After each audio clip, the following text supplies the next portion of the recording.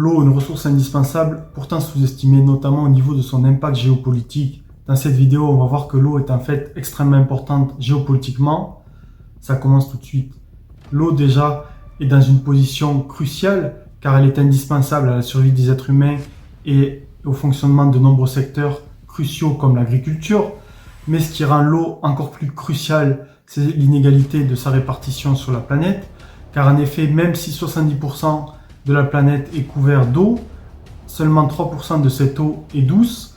Et sur cette eau douce, il y a des inégalités de répartition gigantesques, comme par exemple, on peut le voir avec cette carte, de nombreuses régions de l'Afrique du Nord au Moyen-Orient, en passant par l'Asie du Sud-Ouest, se retrouvent dans des situations de pénurie.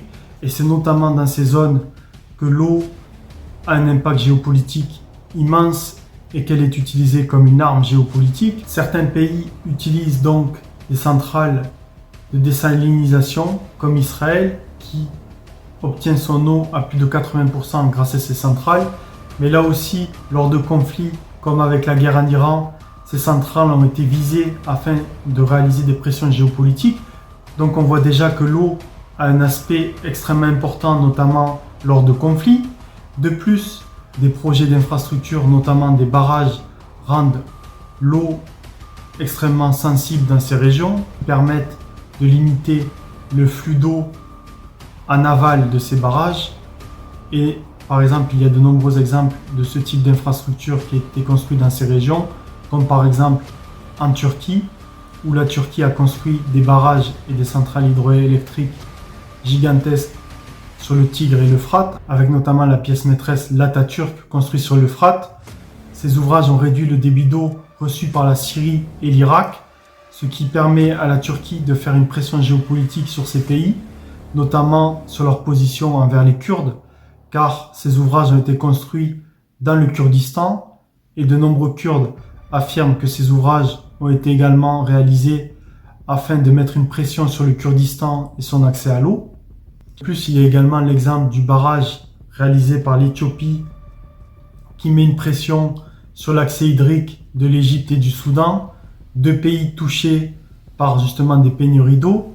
Et donc cela crée des tensions géopolitiques entre ces pays, avec l'Égypte qui s'est alliée notamment avec la Somalie et l'Érythrée, des ennemis de l'Éthiopie, afin justement de mener une potentielle action militaire contre l'Éthiopie et son barrage.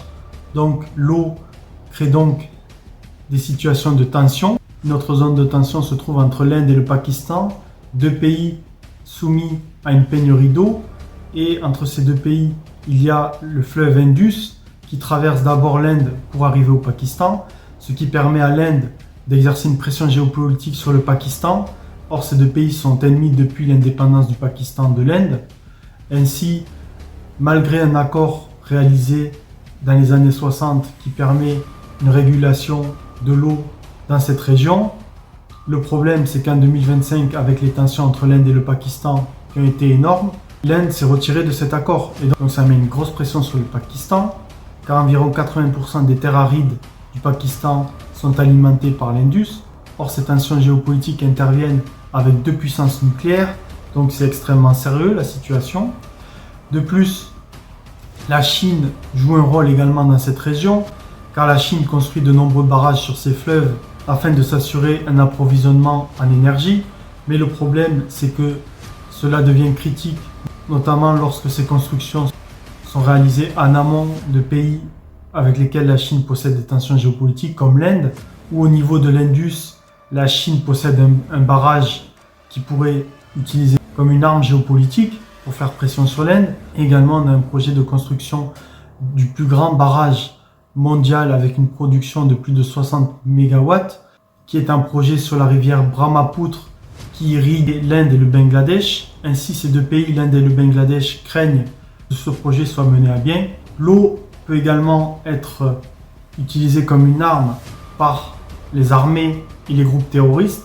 En effet, par exemple, lors de la guerre en Ukraine, la Russie a démoli le barrage de Kakhovka d'après de nombreuses allégations, ce qui a eu un impact sur le front car cela a compliqué la contre-offensive ukrainienne.